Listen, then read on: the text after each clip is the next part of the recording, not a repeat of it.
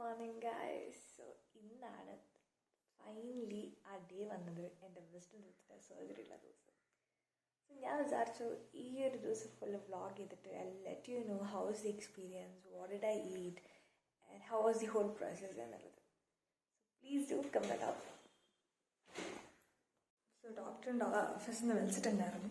അപ്പോൾ രാവിലെ ഭക്ഷണം കഴിച്ചിട്ട് എൻ്റെ അടുത്തൊരു മെഡിസിൻ എടുക്കാൻ പറഞ്ഞിട്ടുണ്ട്. സോ നമ്മൾ ആ മെഡിസിൻ കഴിക്കാൻ പോവാണ്. So for breakfast we are having appam beef curry. Very good. My all-time favorite breakfast ആണ് അപ്പം സ്റ്റൂ. എന്ത് സ്റ്റൂ ആണെങ്കിലും, ചിക്കൻ സ്റ്റൂ ആണെങ്കിലും ശരി, ബീഫ് സ്റ്റൂ ആണെങ്കിലും ശരി. കുറച്ച് നാൾ മുമ്പ് വരെ it was idli, sambar and dosa. It changes right. So antibiotic ആണെങ്കിൽ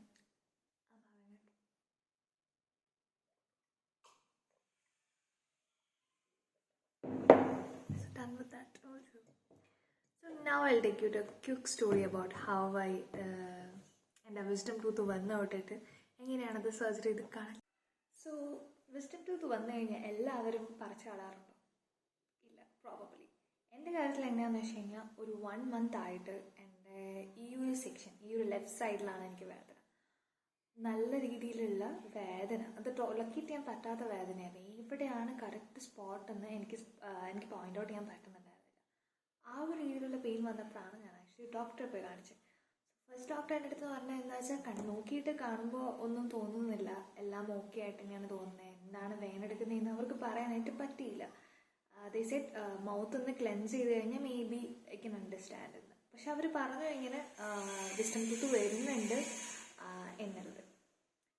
ആൻഡ് ദെൻ ഒരു 1 month കഴിഞ്ഞിട്ട്, ഒരു 1.5 month കഴിഞ്ഞിട്ടും ഇറ്റ് വാസ് സ്റ്റിൽ പെയിൻ എനിക്ക് ഉണ്ടായിരുന്നു.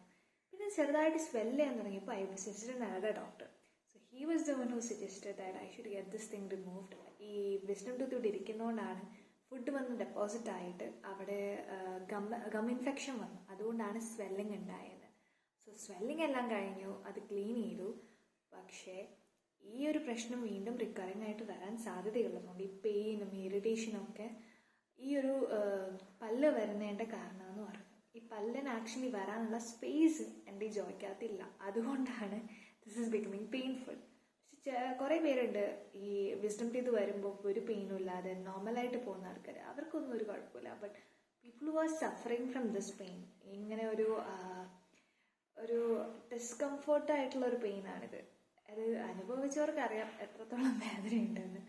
സോ അങ്ങനെയുള്ളവർ surely I suggest you to get it surgically removed. അത് തന്നെയാണ് ഏറ്റവും നല്ല സൊല്യൂഷൻ എന്ന് പറയുന്നത്.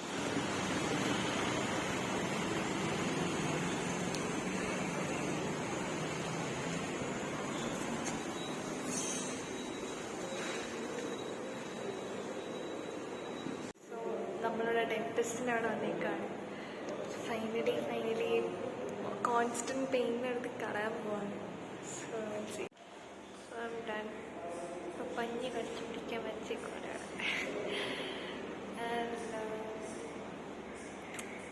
ആക്ച്വലി സംസാരിക്കാനൊന്നും പറ്റുന്നില്ല, ഇത് നന്നായിട്ട് സ്വെൽ ചെയ്ത് വരുന്നതാണ്.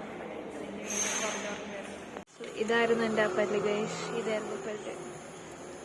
ഓക്കെ, അപ്പോൾ സർജറി ഒക്കെ കഴിഞ്ഞ് ഞാൻ വീട്ടിൽ വന്നു. അപ്പോൾ ആക്ച്വലി നല്ല വേദനയുണ്ട്. ഇത്രയും നേരം ഞാൻ പഞ്ഞി വെച്ചിട്ടായിരുന്നു, ഇപ്പോഴാണ് അത് പഞ്ഞിയെടുത്ത് മാറ്റിയത്.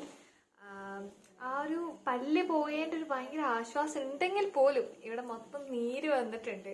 അപ്പോൾ ഇതിനി സ്വെല്ലിങ് കൂടാനാണ് സാധ്യത എന്നാണ് ഡോക്ടർ പറഞ്ഞേക്കുന്നത്. അപ്പോൾ ആദ്യം ഐസ്ക്രീം വെച്ചിട്ട് വായ ഒന്ന് തണുപ്പിക്കാൻ പറഞ്ഞു. അപ്പോൾ ഞങ്ങൾ ഐസ്ക്രീം വാങ്ങിച്ചിട്ടുണ്ട്. അപ്പോൾ ഈ ഐസ്ക്രീം ഇപ്പോൾ ഞാൻ കുറച്ച് നേരത്തെ എടുത്ത് കഴിച്ചു. അപ്പോൾ അത് കഴിച്ച് ഇതിൻ്റെ തണുപ്പ് ഇങ്ങനെ വിട്ടുമ്പോൾ ഒരു നല്ല സുഖമുണ്ട്.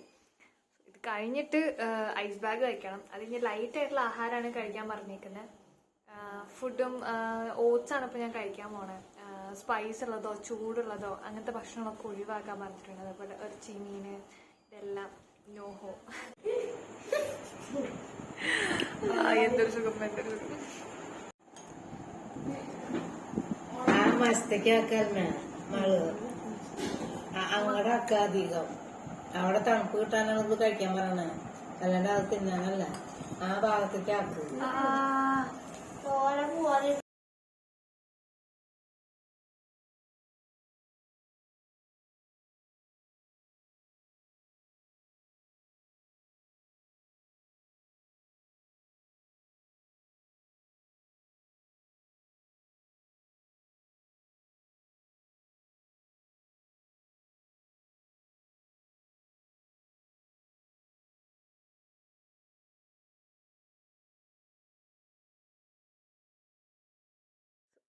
നൈറ്റ് ഞാൻ ഫുഡ് കഴിച്ച് കഴിഞ്ഞിട്ട് was a lot of pain.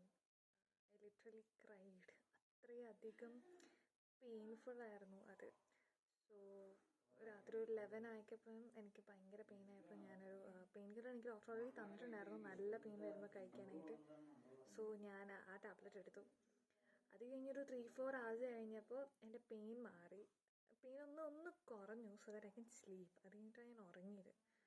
So ഇന്ന് രാവിലെ എണീറ്റപ്പോഴത്തേനും ഇതാ ഈ കാണുന്ന ഒരു നീരുണ്ടല്ലോ, ഇതാണ് ഇപ്പോൾ ഉള്ളത്. സോ ഇന്ന് രാവിലെ ഉപ്പുവെള്ളം കൊണ്ടാണ് വായൊന്ന് കഴുകിയത്. ബ്രഷ് ചെയ്യാനുള്ള ഒരു സാവകാശം ഉണ്ടായിരുന്നില്ല, അല്ലെങ്കിൽ ആ ഒരു മൗത്തേക്ക് നമുക്ക് കിട്ടുന്നുണ്ടായിരുന്നില്ല. But yet I cleaned my mouth using ഉപ്പുവെള്ളം. അത് കഴിഞ്ഞിട്ട് I had a mango juice. ലിക്വിഡി ആയിട്ടുള്ള ഫുഡ് കഴിക്കുമ്പോഴാണ് നമുക്ക് എളുപ്പം തോന്നിയത്. So I had a mango juice. അത് കഴിഞ്ഞിട്ട് ഐ ഹാഡ് റസ്ക്കും കട്ടൻ ചായയും. പിന്നെ ഇപ്പം ഇനി അത് കഴിഞ്ഞിട്ട് എനിക്ക് മരുന്ന് എടുക്കാണ്ടായിരുന്നു. I took the medicine. ഇപ്പോൾ കുഴപ്പമില്ല.